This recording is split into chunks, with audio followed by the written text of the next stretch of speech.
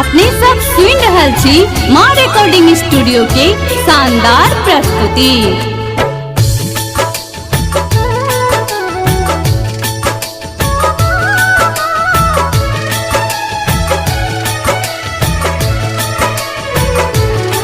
कोना करब विदाई मैया बरसैया नोर माँ बरसैया नोर आयर के जाओने मैया कल चल जब भोर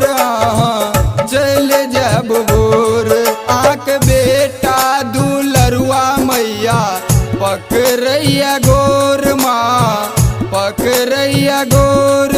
आयर के जाओने मैया कल चल जब भोर चल जब भोर।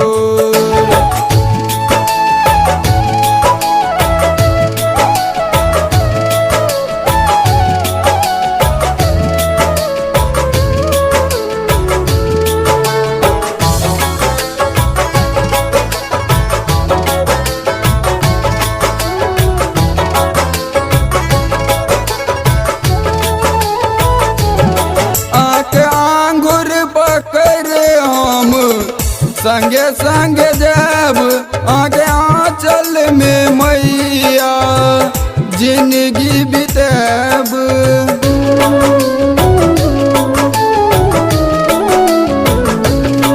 आके आंगुर पकड़ मैया संगे संगे जब आके आंचल में मैया जिंदगी बिताब कारण ले मैया बनू ने कठोर माँ बनू ने कठोर आयर के जाओने मैया कल चल जब भोर चल जब भोर।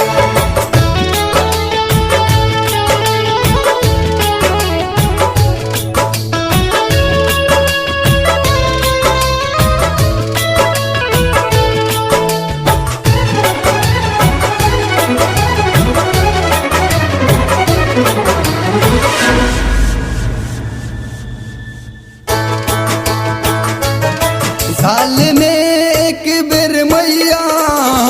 होबै छियै कतो ममता दुलार कतो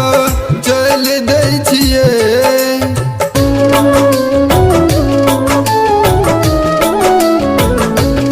जब आबै छी मैया जखन रहैया उमंग आके दर्शन कके सब रही जाइया दंग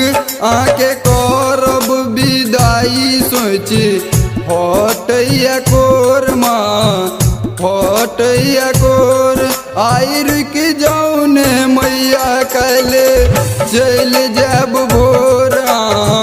चल जब भोर। कोना करब विदाई मैया बरसैया नोर माँ बरसैया नोर आयर के जाओने मैया कल चल जब भोर